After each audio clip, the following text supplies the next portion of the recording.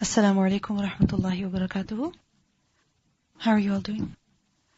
نحمده ونصلي على رسوله الكريم أما بعد فأعوذ بالله من الشيطان الرجيم بسم الله الرحمن الرحيم رب اشرح لي صدري ويسر لي أمري واحلل عقدة من لساني يفقه قولي. The Battle of Ahzab, the Battle of Trench, also known as the Battle of Khandaq. Why is it called the Battle of Ahzab? Because Ahzab is a plural of Hizb, and Ahzab means various groups. So in this battle, who came to fight the Muslims? One group only? No. Several groups of people. So who came exactly? The Quraysh from Makkah. Who else? The Banu Nadir. Okay, they also came. And because they're the ones who basically gathered the people, right? And who else? One other major group of disbelievers that came to fight the Muslims. The Ghatafan. Exactly. And of course, there were many other small tribes as well, but these were the two major tribes that had come in order to fight the Muslims. Now, when the Prophet ﷺ heard about the various groups coming to Medina, what was his reaction? He consulted the companions and he asked them as to what strategy the Muslims should adopt in order to fight the enemy. But on realizing that the enemy was huge, what was the suggestion that the Prophet ﷺ accepted? That the Muslims dig a trench outside Medina.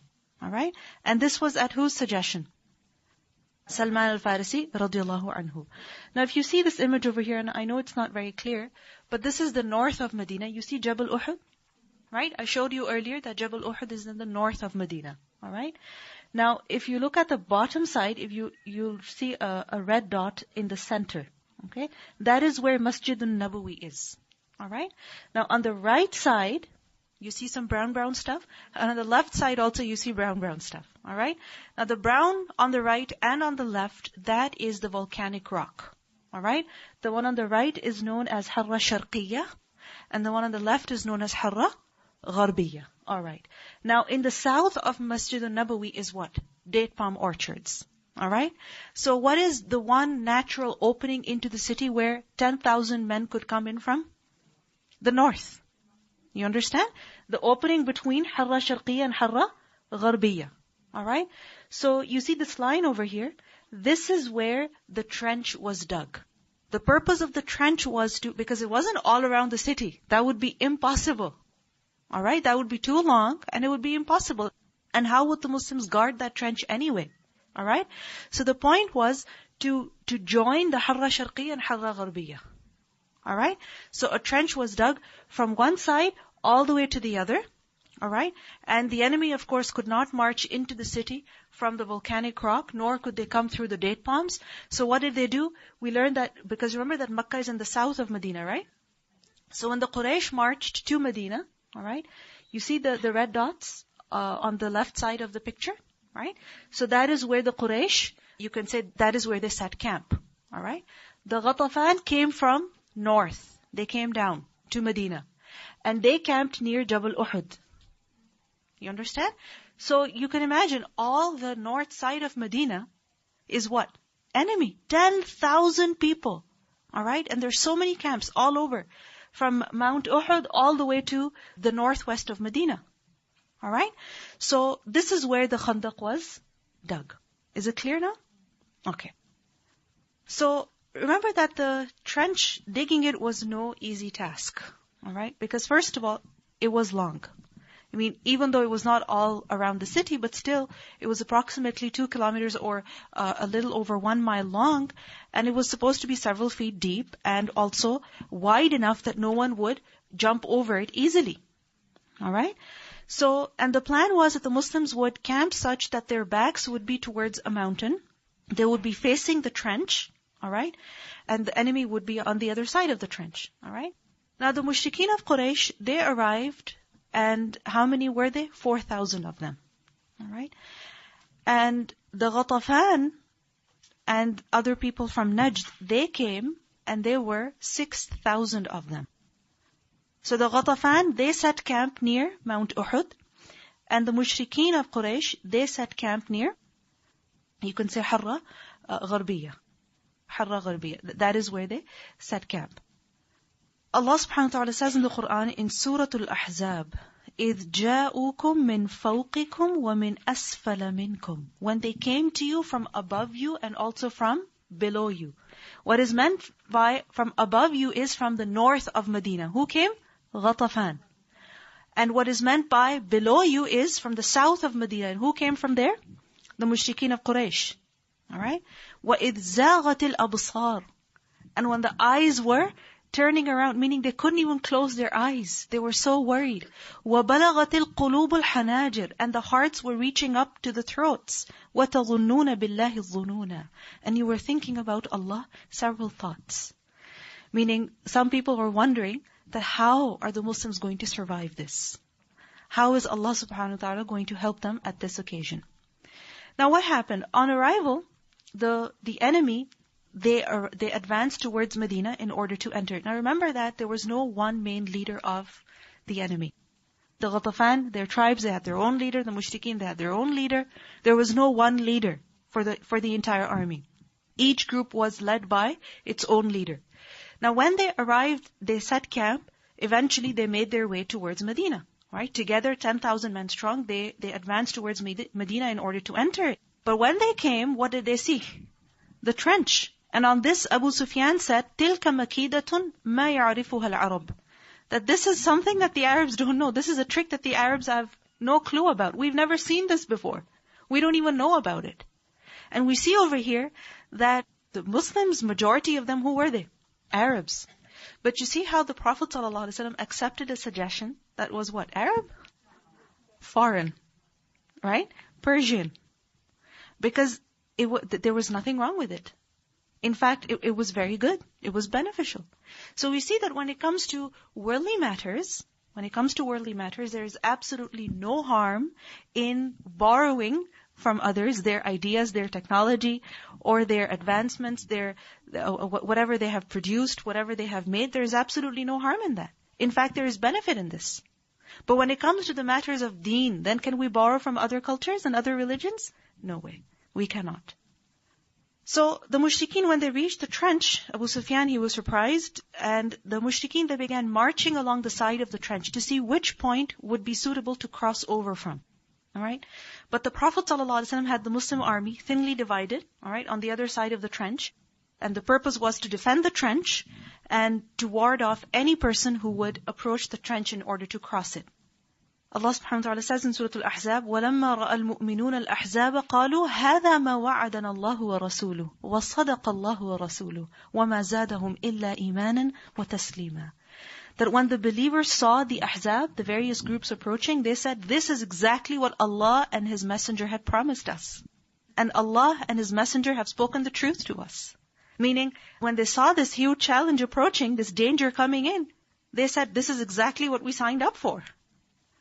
Right? And remember what the Sahaba said when they were digging the trench? That we are the ones who have given our pledge to Muhammad sallallahu alaihi wasallam. Right? And they basically were very proud of the fact that they were with the Prophet sallallahu alaihi wasallam defending the religion of Allah subhanahu wa ta'ala. Now we see that at this point, all the women, the children, and the men who were extremely old, they were sent to the fortresses of Banu Haritha. Remember I mentioned to you earlier that when the Prophet ﷺ migrated to Medina, there were many fortresses that belonged to the Yahud, but there were also some fortresses that belonged to the Ansar. Right? You remember that? Okay. So some fortresses that belonged to the Ansar, especially the Banu Haritha. So the women, the children, and the very old men, they were sent to those fortresses. Why? For the purpose of protection. Alright? Why? Because in Medina, there was still a threat from the Banu Qurayza. There was still one Jewish tribe in Medina. Alright? And if you think about it, it was their cousins, the Banu Nadir, who had mustered up against the Muslims, who had gone and called the Quraysh and the Ghatafan, alright, against the Muslims. So it was the Banu Nadir. So there was this risk that what if the Banu Qurayza now side with the Banu Nadir, they side with the mushrikeen, they betray the Muslims, and they attack the Muslim homes, the Muslim houses, while the men are guarding the trench. You understand? So the Banu Qurayza, even though the Prophet ﷺ had a treaty with them, but still they were not reliable. And if you think about it, previously 2 tribes that were expelled from Medina, the Banu Qaynuqa and the Banu Nadir. Each time a Jewish tribe was expelled, the Prophet ﷺ renewed the contract with the Banu Qurayza. Alright? Each time he went to the Banu Qurayza and he made them swear oaths that they would not betray the Muslims, and basically he made them renew the treaty. And they had renewed, but so far the reputation with the Yahud had not been such that the Banu Qurayza would be reliable. So the Prophet ﷺ had all the women, children, as well as the old men go to some fortresses for their safety. Alright? And there are some incidents that we learn that happened over there, that eventually when the Banu Qurayza did betray the Muslims, some of them, they actually went to the fortress in order to attack, in order to see if the fortress was even guarded. And there was a lady inside who heard at nighttime, some men outside. So she woke up. It is said that one of the companions, he was also over there. So she woke him up that go and see what's going on outside. And it is said that it was Hassan bin Thabit radiallahu anhu. Because Hassan bin Thabit, while he was a great poet, it is said that he did not have the strength to even hold a sword. He was not a fighter. He couldn't do that. But his tongue was very sharp. So he was not guarding the trench. Rather, he was in the fortress. So this lady, she woke him up that go and see what's outside. And he said that, that weapons are not for me. I don't do this stuff. Right? And so she tried to, make him feel bad, but he didn't go. So eventually she took the shawl of a man, she took a dagger, and she went down the fortress. And when she saw that there were people from the Banu Qurayza who had come, so she silently attacked one man, secretly attacked one man, cut his head off, threw it down. And the rest of the people who were down, they realized that the fortress is guarded, so they escaped, basically. So anyway, we see that during this battle, even the women were very strong. So the mushrikeen, what did they do? They laid siege and they set camp outside Medina, thinking that the trench was just a waiting game, and very soon the Muslims would have to surrender, because how long are they going to stay locked up in the city of Medina? Eventually they're going to have to go out, right? So, but remember that when the mushrikeen came for this battle, they did not come prepared, alright, for a siege. You understand?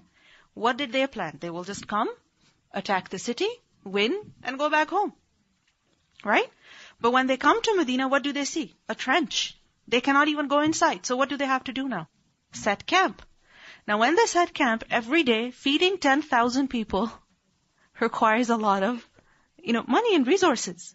So okay, maybe they had supplies for a week, for 2 weeks, for 3 weeks. Alright? They came prepared for 2-3 weeks. But then after that, what happened?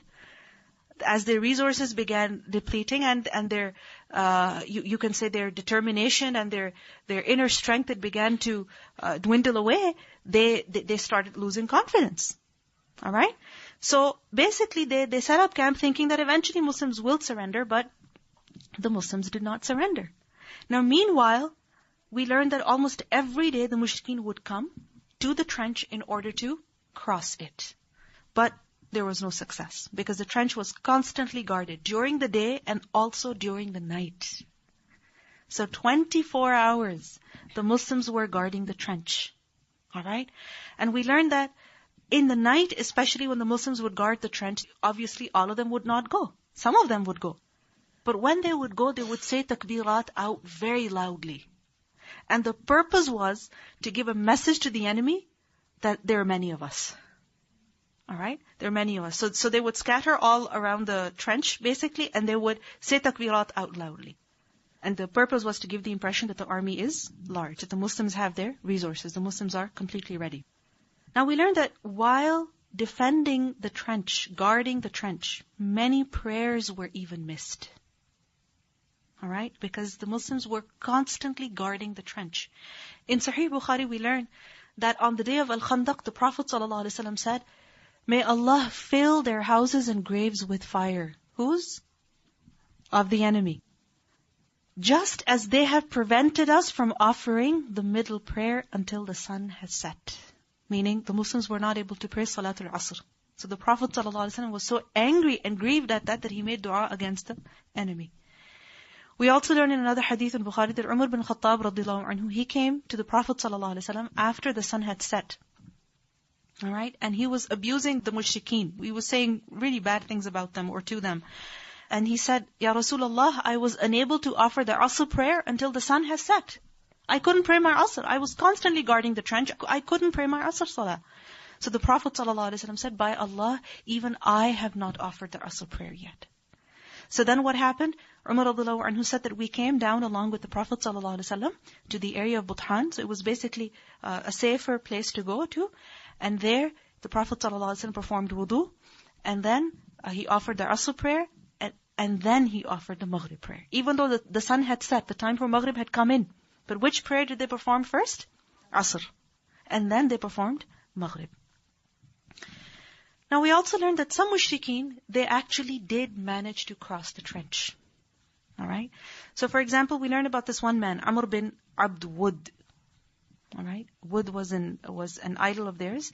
So Amr bin Abd Wud, he managed to cross the trench. And when he crossed the trench, you can imagine the surprise of the Muslims. Alright? And as he came very confidently, he said, he basically challenged that one of the Muslims should come forward and fight him. Alright? So Ali radiallahu anhu, he came forward. He said, I will fight you. Amr said, I have no desire to kill you, O child. So basically, he said to Ali radiallahu anhu, you're so young, because he was still quite young, either in his late teens or early 20s. So he was still quite young. So Amr said, I have no desire to kill you. Go away. I want to fight somebody else. Ali radiallahu anhu said to him, but I desire to kill you. So at this, Amr, he got so enraged, he got so angry, that he jumped off his horse and he attacked Ali radiallahu anhu, and Ali radiallahu anhu, he fought him off. And when Amr jumped off of his horse, it is said that so much dust rose that basically Ali and radiallahu anhu and Amr, they were hidden. Nobody could see what was going on. Until eventually they heard Ali radiallahu anhu saying, Allahu Akbar. Because he had killed Amr. Then we also learned that another man, Nawfal ibn Abdullah, he crossed over. He was also from the mushrikeen. He crossed over, and Zubair bin Awam radiallahu anhu, immediately he charged at him, and it is said that literally he split his body into half. And when he did that, someone said to Zubair radiallahu anhu, what an amazing sword you have. So Zubair radiallahu anhu said, no, it's not the sword, it's the arm. It's not the sword, it's the arm. Then we learned that Khalid ibn Walid and Ikrimah, even they managed to cross over. But Allah subhanahu wa ta'ala saved them. And you know why I say that? Because eventually both of them, they embraced Islam. So they crossed over in order to fight the Muslims, but they went back. And we see that in this entire time, only 10 mushrikeen were killed, and only 6 Muslims were martyred. So you can imagine, 10,000 people came, alright? And it is said that they laid siege for about 30 to 40 days. During this whole time, how many mushrikeen were killed? Only 10. And how many Muslims? Only 6. Alright? Now, while the siege was laid, what happened? Remember that the Prophet ﷺ, he expected treachery from the Banu Qurayza. Right? And that's exactly what happened. During the siege, we learned that Huyay bin Akhtab, he was the chief of Banu Nadir. Who were the Banu Nadir? Who had gone to Quraysh and who had gone to Ghatafan. Alright? And they had basically encouraged them to come fight the Muslims. So the chief of Banu Nadir, Huyay bin Akhtab, he made his way into Medina, somehow, crossed the trench, or Allahu A'lam how, somehow he came into Medina and he went straight to the Banu Qurayza. And when he went to the Banu Qurayza, he got to the house of the leader of Banu Qurayza, Ka'b. Alright? When he reached his house, he knocked on the door, sought permission to come in, but Ka'b said, no, go away. He didn't even want to talk to Huyay bin Akhtab because he knew exactly why Huyay had come. Huyay had come to have Banu Qurayza side with them. But Banu Qurayza, the leader Ka'b said that I have a treaty from Muhammad sallallahu alaihi wasallam and I will not break my promise because so far, I have only, seen that Muhammad sallallahu alaihi wasallam is truthful with me, he's honest with me, and I don't want to betray him. And if you think about it, 3 times they had made the treaty with the Muslims, right? So Ka'b, he refused outright. However, Huyay was a very intelligent man, and he did not give up, just like Shaitan does not give up. And he insisted until eventually Ka'b let him in, and when he let him in, Huyay insisted, and he gave him his assurities, and he gave him his promises, until eventually Ka'b agreed. Ka'b agreed with Huyay, and basically the agreement was that the Banu Qurayza would side with the Banu Nadir, with the enemy, and together they would attack the Muslims. So Banu Qurayza from behind, and the Mushrikeen from over the trench. Alright? And as a result, together they would attack the Muslims and finish them off. Now what happened? We learned that on the day of the Battle of Uhud, this is a hadith in Bukhari, the Prophet ﷺ, he said, who will bring us the news of the people? Which people? The Banu Qurayza. Because he wanted to know what's going on, because all the Muslims were at the trench. So he wanted someone to go to the Banu Qurayza and see what the Banu Qurayza are doing. Alright? So Zubayr radiallahu anhu, he said, I will. The Prophet ﷺ again said, who will bring us the news of the people? Zubayr radiallahu anhu said, I will. The Prophet ﷺ again said, who will bring us the news of the people? And Zubayr radiallahu anhu said, I will. And the Prophet ﷺ said, every prophet has a hawari, and my hawari is Zubayr. Every prophet has a disciple, helper, and my helper, my disciple is Zubayr radiallahu anhu. So it was at this occasion that Zubayr radiallahu anhu was called the hawari of Rasulullah sallallahu alaihi wasallam. So Zubayr radiallahu anhu went to the Banu Qurayza, and when he reached there, he saw by the activities of Banu Qurayza and the way Banu Qurayza dealt with Zubayr radiallahu anhu, that the Banu Qurayza had basically broken their treaty with the Muslims and they were on the side of the enemy. So he came to the Prophet ﷺ and informed him. But the Prophet ﷺ wanted more confirmation. So he sent the two elders, or you can say the two leaders of the Ansar, and who were they? Sa'ad bin Mu'adh radiallahu anhu and Sa'ad bin Ubadah radiallahu anhu. So he sent both of them, and when they reached Banu Qurayza, they tried to have a conversation with them, but Banu Qurayza basically began cursing the Muslims. They began cursing the Prophet ﷺ. And Sa'ad bin Mu'adh radiallahu anhu, he basically responded to them with the like. Alright, he also began cursing them and verbally abusing them. So Sa'ad bin Mu'adh held his hand and he said, our matter is beyond just cursing. Right? We're not here to curse each other. It's beyond cursing. This is far more serious than just cursing. So in other words, control your tongue, let's go and do what we have to do. So both of them, they returned to the Prophet ﷺ, but when they saw there were so many Muslims with the Prophet ﷺ, they didn't want to give the bad news, because you can imagine the fear that would spread. But again, they wanted to tell the Prophet ﷺ immediately. So what did they say to the Prophet ﷺ? They said, Udal and Qara. You remember Udal and Qara? The two tribes that betrayed the Muslims?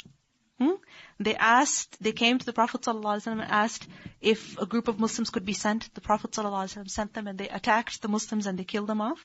So they said, Udal and Qara. In other words, the Banu Qurayza have also betrayed us, just as the Udal and Qara betrayed us.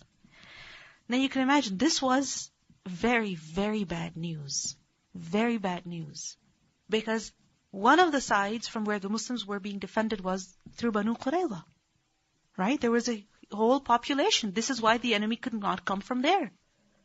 But if the Banu Qurayza turn against the Muslims, then what? The Muslims are in complete danger. Now you can imagine, this was very bad news, but what was the reaction of the Prophet ﷺ? He said, Allahu Akbar. Allahu Akbar. It's as though he is happy. It's as though he's celebrating. That, okay, a bigger problem? That means bigger victory. Right? Because people who face small problems in life, then what victories do they have? Small victories. Right?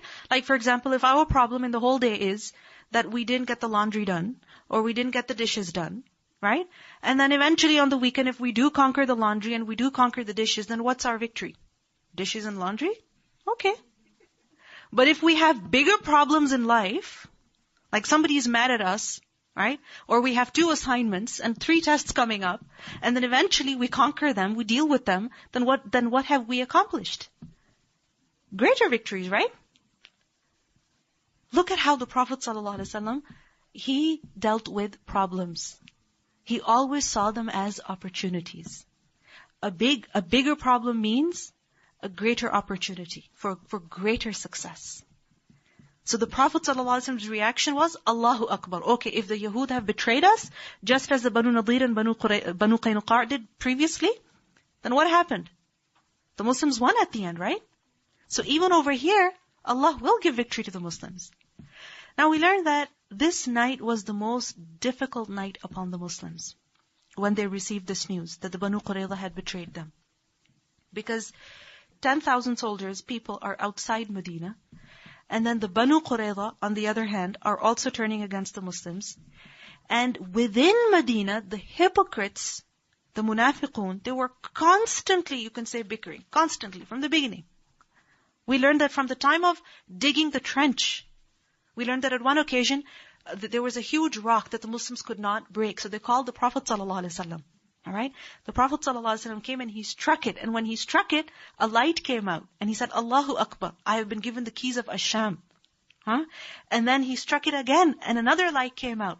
And the Prophet ﷺ told the Muslims about the victory of other empires. And another time the Prophet ﷺ struck and the light came out. So the Prophet ﷺ again gave the Muslims good news of the victory over Yemen. So victory over Ash-Sham, victory over Persia, and victory over Yemen. Alright? Now these are the three main, you can say, empires at that time. Yemen in the south. Alright? And in the north, on the one hand was Ash-Sham, and on the other hand was Persia. And what was the reaction of the munafiqun? That here we are so hungry and tired and exhausted, and the Muslims are dreaming about victory over Persia. We can barely survive here, and the Muslims are dreaming about victory over Ash-Sham, victory of Yemen. So all became very difficult upon the Muslims because there was enemy on one side and on the other side, and from within the munafiqun were constantly, saying negative things. And this is something that is very, very difficult to deal with. When there's a huge challenge before you, and you're trying to deal with it, and then what happens? There's someone who's right next to you, constantly saying negative things to you. What do you want to do? Get away from them, right? But how do you get away from them if they're right next to you? The hypocrites could not be evicted from Medina, could they be? They were apparently Muslim. And it's mentioned in the Quran, Allah subhanahu wa ta'ala says in Surah Al-Ahzab that هُنَالِكَ بَتُلِيَ الْمُؤْمِنُونَ وَزُلْزِلُوا زِلْزَالًا شَدِيدًا. This is where the believers were tested and they were shaken. زِلْزَالًا شَدِيدًا. A severe shaking. وَإِذْ يَقُولُ الْمُنَافِقُونَ وَالَّذِينَ فِي قُلُوبِهِمْ مَرَضٌ مَا وَعَدَنَا اللَّهُ وَرَسُولُهُ إِلَّا غُرُورًا. That when the hypocrites were saying, and those people who had disease in their hearts, that Allah and His Messenger have not promised us anything except for deception. There is no victory. This is all deception. And then the munafiqun at this point, they also started saying, وَإِذْ قَالَتْ طَائِفَةٌ مِّنْهُمْ يَا أَهْلَ يَثْرِبَ لَا مُقَامَ لَكُمْ فَارْجِعُوا. When a group of them was saying, O people of Yathrib. Remember earlier on I mentioned to you that the munafiqun are the ones who called Medina Yathrib. They said, O people of Yathrib, you have no position here, meaning there's no way you can fight the enemy. So go back home. Go back home, go to your houses and guard your houses basically. وَيَسْتَأْذِنُ فَرِيقٌ مِّنْهُمُ النَّبِيَّ يَقُولُونَ إِنَّ بُيُوتَنَا عَوْرَةٌ وَمَا هِيَ بِعَوْرَةٍ. They were saying that our houses are exposed. In other words, they're at danger. The Banu Qurayza will attack. Allah says no, they were not at danger. Because Allah subhanahu wa ta'ala had fortified the Muslims. إِن يُرِيدُونَ إِلَّا فِرَارًا. The hypocrites only wanted to escape. Now we learned that at this point, the Muslims, they asked the Prophet ﷺ that our hearts are reaching up to the throats. You can imagine how anxious and how worried the Muslims must have been at this point. Even though they had faith in Allah, they had trust in Allah, they knew that they were going to be victorious, that they would not suffer in Allah's way. And if they do suffer anything, Allah subhanahu wa ta'ala will definitely compensate them with what is better. But still, after all, they were human beings. They were worried, they were anxious. So they asked the Prophet ﷺ, what should we say? What should we do? And the Prophet ﷺ taught them to say, Allahumma astur awratina wa amir rawatina. This is mentioned in Musnad Ahmad. That, oh Allah, cover our awrat, our weaknesses. Wa amir rawatina, and settle our fears. That put our fears to rest. Because, you see, external danger, alright, external fears, you can always overcome them if you have confidence and faith in your heart. But if you're internally weak, if you're afraid inside, then even a small challenge, you cannot overcome it. So what is necessary? Inner strength, inner confidence. And that is what the Prophet ﷺ taught them to say, Allahumma astur awratina wa amir rawatina. Now we learned that at this point, while the Muslims were guarding the trench, and the Banu Qurayza had also betrayed the Muslims, an arrow from the side of the mushrikeen, it hit Sa'd bin Mu'adh radiallahu anhu on his arm. It was on his arm, causing him to bleed profusely. But it is said that he was bleeding so much that he couldn't fight anymore. He couldn't even stand anymore. So the Prophet ﷺ had a tent pitched for him in the masjid, so that Sa'd radiallahu anhu would stay in the masjid, alright? And the Prophet ﷺ could visit him, could look after him himself. Because Sa'd bin Mu'adh radiallahu anhu was no ordinary man. He was of the leaders of the Ansar. So Sa'd bin Mu'adh radiallahu anhu, now he is in the masjid.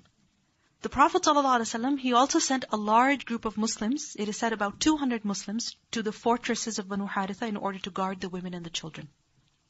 Alright? Now, obviously, when the servant is in Allah's way, there are times of extreme difficulty. Literally the time where the heart is reaching up to the throat and you feel like your heart is going to jump out. You're going to vomit it out. And Allah subhanahu wa ta'ala, He tests His servants at this point. That what is my servant going to do? And we learned that the Muslims at this point, they were so strong, they were so firm in their faith in Allah subhanahu wa ta'ala. Allah subhanahu wa ta'ala sent His help. He sent His aid. How? We learned that around the 20th day of the siege, so now 20 days had gone by. One man from the Ghatafan, his name was Nu'aym bin Mas'ud. Nu'aym bin Mas'ud Ghatafani, he came to the Muslims. Alright, he somehow crossed the trench, or he came from the side of Hadra Sharqiyya or Gharbiyya, somehow he came. One man, it's easy for him to come, right? So he came into Medina. And he came to the Prophet ﷺ straight, and he said to him, I have accepted Islam. Tell me what I can do. Instruct me. Tell me what I can do. Now, this is Allah's help. That from nowhere, one man from the side of the enemy, Allah subhanahu wa ta'ala changes his heart. So, he came to fight the Muslims. Now what happens? He accepts Islam. He comes to the Prophet ﷺ and he asks, what can I do to help? The Prophet ﷺ said, he said that you're only one man. What can you do? Meaning on our side, you can't exactly do much. Go back and do something that you can. Right? Go back to your people and see what you can do over there. So basically the Prophet ﷺ was giving him full permission. Do whatever you can think of. So Nu'aym, he asked the Prophet ﷺ, do you give me permission to do anything? Anything? And the Prophet ﷺ said, war is trick and deceit. Right? In war, I mean, yes, you are going to trick each other. Now remember that this is khida', not khiyana. Khiyana is something that is not acceptable even from a believer. Right? Because khiyana is that you say you're going to do one thing, but you do another. It's betrayal. Alright? And khida' is that you kind of deceive the other in the sense that he gets the wrong impression. This is what khida' is. So anyway, Nu'aym, he made a plan. He went to the Banu Qurayza. He went to the Banu Qurayza and he said that, you know who I am. We're good friends. We've had good dealings in the past. And I really mean the best for you. And he said, look, this is your land. This is your home. You live here. Right? And the Quraysh whom you have sided with, where is their home? In Makkah.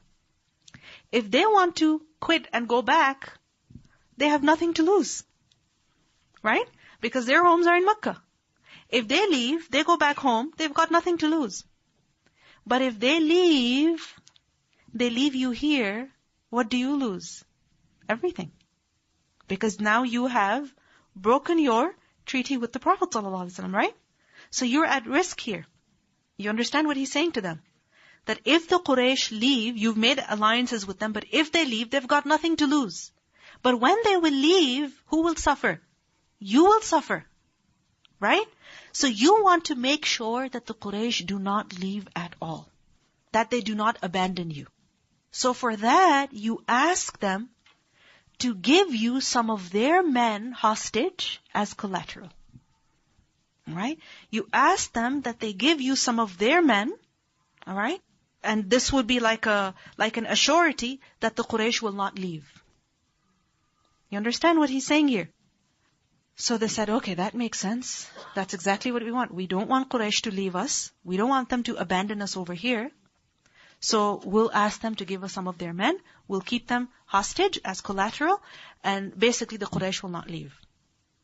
They like this idea. Now, Nu'aym, he went to the Quraysh. And he said, again, you know who I am. We've had good dealings in the past. I'm very sincere to you. And by the way, I have a secret to tell you. Keep it as a secret. And he says to them that the Banu Qurayza, they regret what they are doing. What are they doing?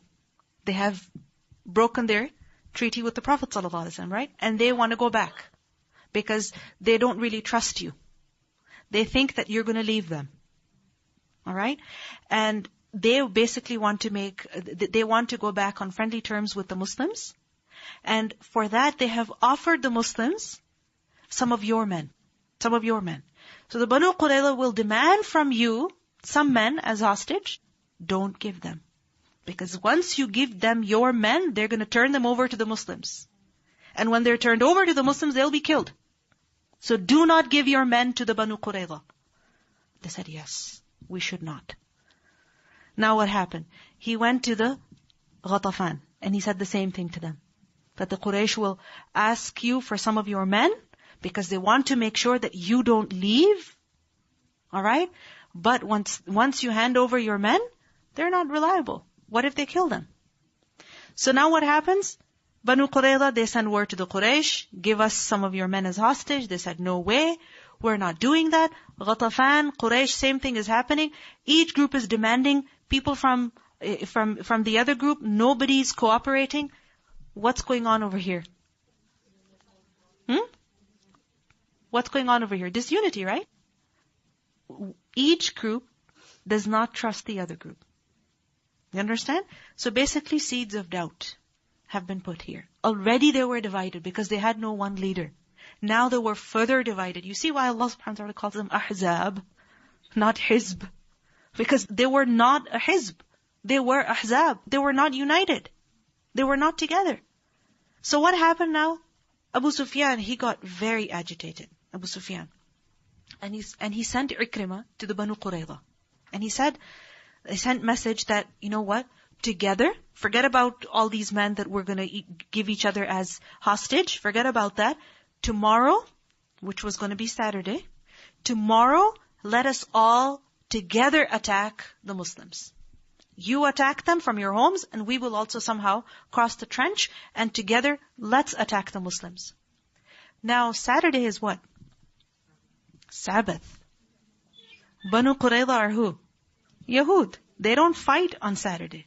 Right? So they said to Ikrimah, no way. We're not going to fight on Saturday. Wait until Sunday. We'll fight on Sunday. Ikrimah went confused because they had no idea what Sabbath was. Alright? They didn't live next to the Jews. They didn't know what Sabbath was. So he went to Abu Sufyan and he said, you know what? They want a day in the middle because they want to tell the Prophet ﷺ. So we cannot trust them. We see that the Prophet ﷺ had made a dua. This is mentioned in Bukhari.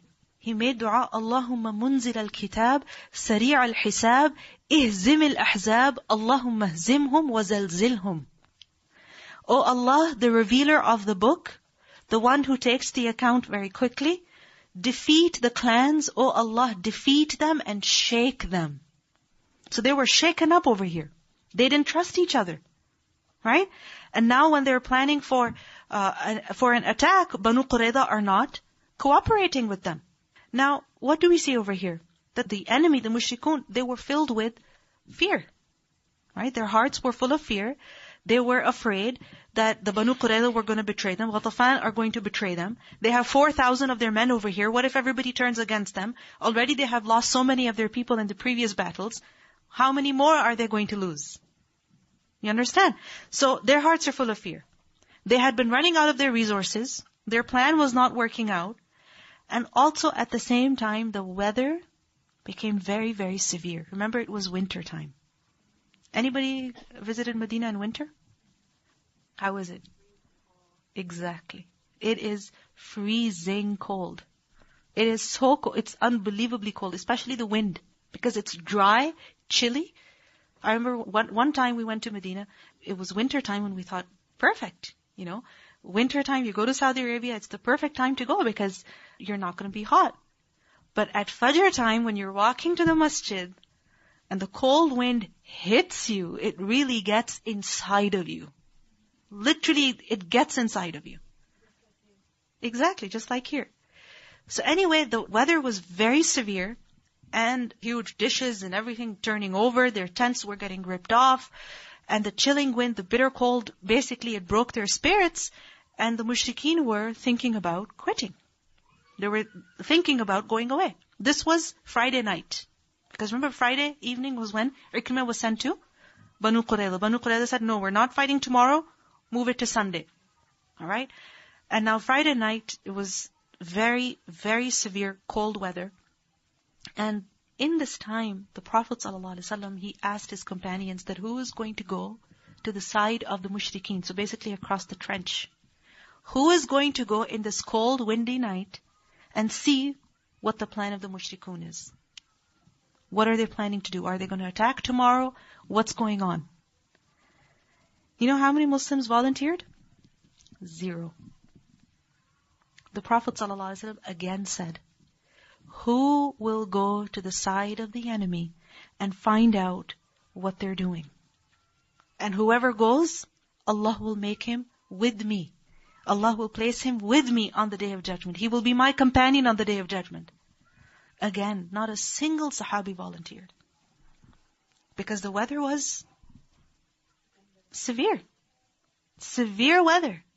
And by this time, even the Muslims, they were hungry, they were exhausted because many days they had spent in digging the trench and now many days and nights they had spent guarding the trench, and overall there was so much fear and worry, they were drained. They were drained. So again, no Muslim volunteered. The third time the Prophet ﷺ asked, nobody volunteered. And then the Prophet ﷺ said to Hudayfa radiallahu anhu, Hudayfa, go. Now Hudayfa radiallahu anhu, he didn't have a choice because before everybody had a choice, right? If you volunteer, you go. But now, Hudayfa radiallahu anhu, he could not volunteer. Now he was being assigned this task. You understand? So now he could not say, no, I'm not going to go. He didn't have an option. So Hudayfa radiallahu anhu, he went in the extreme cold, crossed the trench, or on the other side of the enemy. He found the tent of Abu Sufyan, where Abu Sufyan was holding a meeting with his people. And he went and sat with them. And Hudayfa radiallahu anhu, he said that I could easily, attack Abu Sufyan and kill him. Easily. And 2 or 3 times he thought of doing that. But then he remembered the Prophet ﷺ had instructed him especially that to be very, very discreet and not do anything. Alright? So Hudayfa radiallahu anhu, he sat amongst them. And they were talking amongst each other. And Abu Sufyan, he said to his people that it is very cold. We don't even have a house to protect us. I mean, we're sitting in tents over here. There are no houses. The weather is severe. And I think we should all return. So Abu Sufyan is the one who's suggesting this. Whatever you say, I'm going anyway. And Abu Sufyan, he got up, reached out to his camel, whatever, and he got onto it and he left. And when he left, everybody else started packing up and going away. And at this point, Hudayfa radiallahu anhu, he went back to the Muslims, he went to the Prophet ﷺ, and he found the Prophet ﷺ performing salah. And because it was so cold, Hudayfa radiallahu anhu, he was quite cold. And next to the Prophet ﷺ, next to his feet was a blanket. During his prayer, the Prophet ﷺ gestured to Hudayfa, take this blanket. So Hudayfa radiallahu anhu, he got inside the blanket. And he waited for the Prophet ﷺ to finish his prayers. And when he finished, Hudayfa radiallahu anhu gave him the good news. And then Hudayfa radiallahu anhu fell asleep. And he said, I fell asleep. I slept for so long that eventually the Prophet ﷺ, he woke me up and he said, get up, O heavy sleeper. And this is in Sahih Muslim. Hudayfa radiallahu anhu said that when I left, meaning when he had gone to the side of the enemy, he said that I felt warm as if I was walking in a heated bath. As if I was walking through a hammam. Like a sauna? In that extreme cold, he said that I felt as though I was walking through a hammam. And then on his way back, of course, he got cold. And then the Prophet ﷺ gave him his blanket in which he slept until the morning. In a hadith in Bukhari, we learned that the Prophet ﷺ said, نُصِرْتُ بِالصَّبَى وَأُهْلِكَتْ عَادٌ بِالدَّبُورِ, that I have been made victorious by as-saba. As-saba is a wind. So over here, Allah subhanahu wa ta'ala sent a wind against the enemy in order to break their spirits, and because of that, the enemy fled. This is also mentioned in Surah Al-Ahzab. يَا أَيُّهَا الَّذِينَ آمَنُوا اذْكُرُوا نِعْمَةَ اللَّهِ عَلَيْكُمْ إِذْ جَاءَتْكُمْ جُنُودٌ فَأَرْسَلْنَا عَلَيْهِمْ رِيحًا وَجُنُودًا لَمْ تَرَوْهَا. That, O believers, remember the blessing of Allah on you. The entire experience of Ahzab, the battle of Ahzab, was what? It was very painful, very stressful. But what does Allah say? Remember the blessing on you. When armies came to you and we sent against them a wind, a severe wind, and we sent against them armies that you did not see. Who were these armies? The angels. Allah subhanahu wa ta'ala also sent angels against the enemy. Because you see, the enemy camped outside Medina, but what happened? Their hearts are full of fear. They came so determined. They have 10,000 men, yet they're afraid. What happened over here? So the angels, they cast fear into the hearts of the enemy, weaken them internally. أَرْسَلْنَا عَلَيْهِمْ رِيحًا وَجُنُودًا لَمْ تَرَوْهَا. Now we see over here that the mushrikeen, they came in the month of Shawwal, alright, 5th year after Hijrah. And they left in the month of Dhul Qa'dah. So how many days were they over there? An entire month basically. Right? And this whole experience was utter disgrace for them. Because 10,000 people come and they manage to kill less than 10 people. They sit waiting for an entire month, and what do they achieve? Nothing. This was utter disgrace for them. In the Quran, Surah Al-Ahzab, Allah says, وَرَدَّ اللَّهُ الَّذِينَ كَفَرُوا بِغَيْظِهِمْ لَمْ يَنَالُوا خَيْرًا. That Allah repelled the disbelievers with their anger. Meaning they came in anger, they left in anger. And they did not obtain any good. وَكَفَ اللَّهُ الْمُؤْمِنِينَ الْقِتَالِ. And Allah will suffice the believers in battle. Meaning whenever the Muslims are in battle, Allah subhanahu wa ta'ala will be sufficient for them. Because you see, the Quraysh did not come alone. They came with the people of Ghatafan, with other tribes. They had the Banu Qurayza on their side. Which allies did the Muslims have? Which allies did they have? No human allies, right? But who was on their side? Allah subhanahu wa ta'ala. وَكَفَ اللَّهُ الْمُؤْمِنِينَ الْقِتَالِ وَكَانَ اللَّهُ قَوِيًّا عَزِيزًا. And Allah is strong and mighty. In Bukhari there is a hadith in which we learn that when the Ahzab were driven away, the Prophet ﷺ said, from now onwards, we will go to attack them. And they will not come to attack us. الْآنَ نَغْزُوهُمْ وَلَا يَغْزُونَنَا. Now they're never going to try to come and fight us. They tried at Badr, they tried at Uhud, right? And then the second Badr, alright? And now Ahzab, but they failed. Now what's going to happen? نَحْنُ نَسِيرُ إِلَيْهِمْ. Now we're going to travel to them. We're going to go to Makkah and we're going to fight them. And that's exactly what happened. That after the battle of Ahzab, literally the tide changed. It completely changed. You see that eventually then the Muslims went for Umrah, that inshallah we will learn about. The Treaty of Hudaybiyah was made. And then eventually what happened? The Muslims conquered Makkah. Right? So Ahzab was very, very difficult. Emotionally, mentally, physically, it was exhausting. Financially also, exhausting. And you see in the previous battles, who was affected by the battle? Only those who participated in the battle. Those who went to Badr, those who went to Uhud. But in the battle of Ahzab, every single Muslim was involved. Right? Because everyone participated in the digging of the trench, in guarding the trench, either in the morning or in the night, or they had to go guard the fortresses.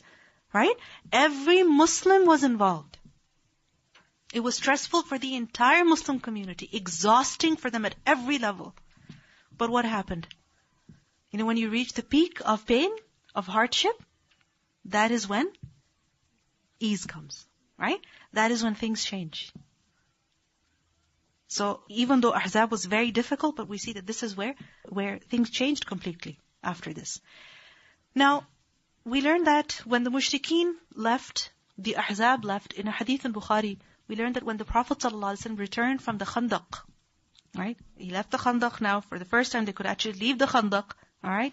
The Muslims returned home. The Prophet ﷺ, he went to his house and he laid down his arms, he put down his weapons in order to take a bath.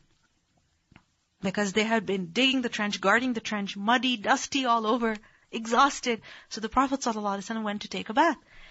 And at that time, Jibreel came and he said, Ya Rasulullah, you have put down your weapons? Meaning, why have you done that? By Allah, we angels have not put them down yet. Meaning, we're still ready. Meaning, the war is not over. It's not over yet. So set out for them. The Prophet ﷺ said, where to go? Meaning, for who? Who are we to go and fight? And Jibreel, he said towards this side, and he pointed towards where the Banu Qurayza were. So the Prophet ﷺ, he made his way to the Banu Qurayza. He made his way himself, and he also instructed the Muslims to make their way to the Banu Qurayza. We learned that on the day of Al-Ahzab, meaning the day when the enemies left, the Prophet ﷺ said to the Muslims, none of you should offer Asr prayer except at the place of Banu Qurayza. Meaning, get there before Asr is over.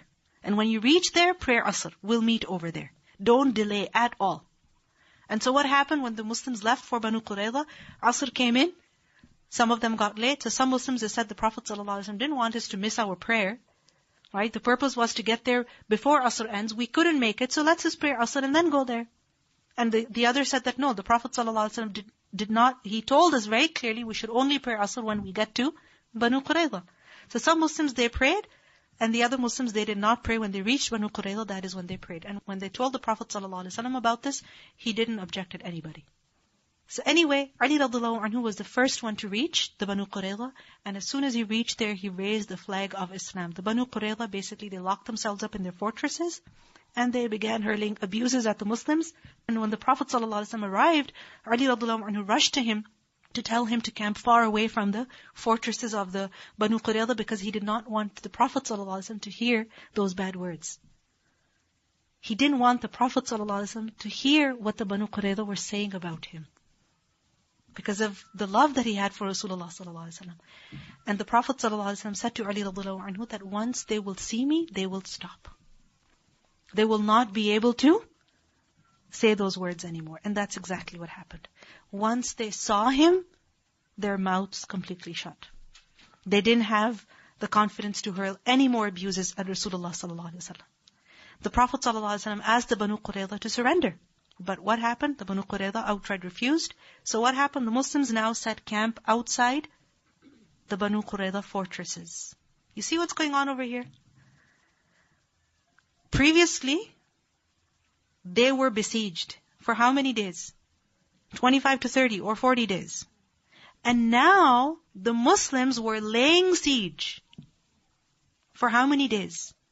It wasn't just, it started with hours, which turned into days, which turned into weeks, which turned into 25 to 30 days. So you see almost the exact amount of time that the Muslims were besieged. Now Allah subhanahu wa ta'ala is giving them a chance to lay siege to their enemy. And then eventually we learned that the Banu Qurayza surrendered and they were dealt with. And inshallah we will learn about that in our next session. Inshallah. سبحانك اللهم وبحمدك نشهد أن لا إله إلا أنت نستغفرك ونتوب إليك. السلام عليكم ورحمة الله وبركاته.